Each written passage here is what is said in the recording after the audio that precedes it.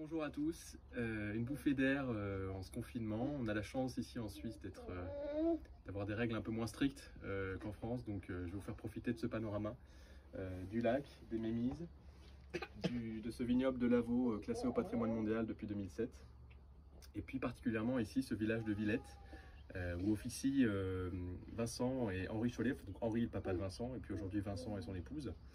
Donc, nous sommes dans le fief du Chasselas, c'est ici qu'il donne sa plus pure expression. La particularité du vignoble de Villette, c'est d'avoir un certain nombre de crêtes. Et puis ce terroir morainique ressort vraiment, les sols sont peu profonds et on est assez vite sur la roche-mère.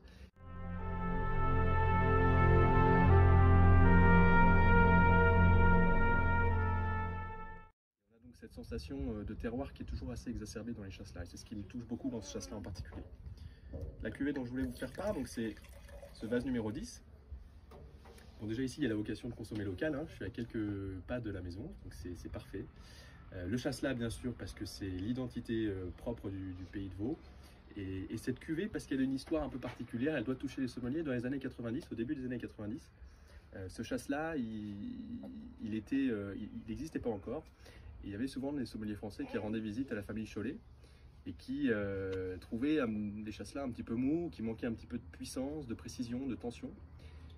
Et Vincent et son papa à l'époque, Henri, ont décidé de commencer à réfléchir peut-être un Chasselas un petit peu plus dans une réflexion œnologique, garder l'idée de terroir, mais faire un Chasselas sans malo, chose qui était assez mal vue, c'était assez révolutionnaire à l'époque de proposer un Chasselas sans malo. Donc ici, la particularité de cette cuvée qui s'appelle le vase numéro 10, vase parce que le contenant est un vase de 2860 litres, contenant de bois, un élevage qui est fait sur lit. On voit qu'on est sur une robe typique de Chasselas, l'or pâle, de beaux reflets verts, hein. C'est 2018, c'est encore très jeune. Cette robe qui est brillante et qui, comme ça, quand on est à côté du lac, l'œil se trouve plutôt emballé. Le nez est assez discret au départ. Le Chasselas, il a ce côté très charmant, c'est qu'il a une forme de discrétion. Il ne se livre pas tout de suite, il a besoin de quelques minutes un peu dans le verre.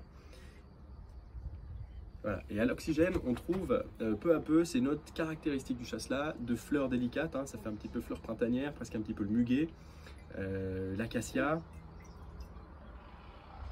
la gamme qui évoque un peu le noyau, l'amande fraîche, qui touche un peu tout ça à cette notion de noyau et d'amande. Puis le terroir qui laisse aussi une sensation un petit peu fumée, ce côté caillou tapé qui caractérise aussi les Chasselas de Villette.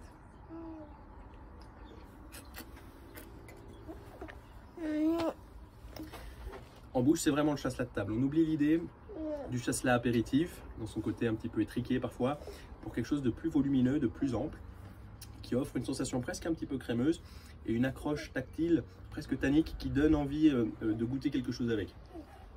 Il y a cette idée d'épices un petit peu qui apparaît dans ce vin, peut-être du fait de ce travail sur lit qui est évoqué par un petit peu de poivre blanc, ce côté assez dynamique, et vraiment un vin qui, je trouve, a une vraie vocation de table. Donc, pour ceux qui n'ont pas envie de cuisiner, on peut aisément faire un accord local avec une tome vaudoise, une tome un petit peu crémeuse, sans aller sur des textures trop affinées, qui vont donner une sensation de lourdeur, garder quelque chose d'un peu frais, d'un petit peu lactique, qui va venir jouer avec ce vin. Ou alors, pour les plus cuisiniers d'entre vous, qui sont nombreux, je le sais, on peut imaginer une ferra, la ferra qui est un des poissons typiques du lac, hein, qu'on pêche ici dans le lac Clément, et qu'on peut travailler de plein de manières différentes. Peut-être qu'une idée de travail sur la ferra pourrait être tout simplement une ferra grillée, que l'on travaillerait avec quelques fenouilles confites. Pourquoi pas travailler un beurre blanc légèrement citronné, quelque chose d'assez classique, d'assez simple, apporter un petit peu de gras au vin et puis respecter cette texture fine de la ferra par ce Chasselas très délicat. Voilà, santé.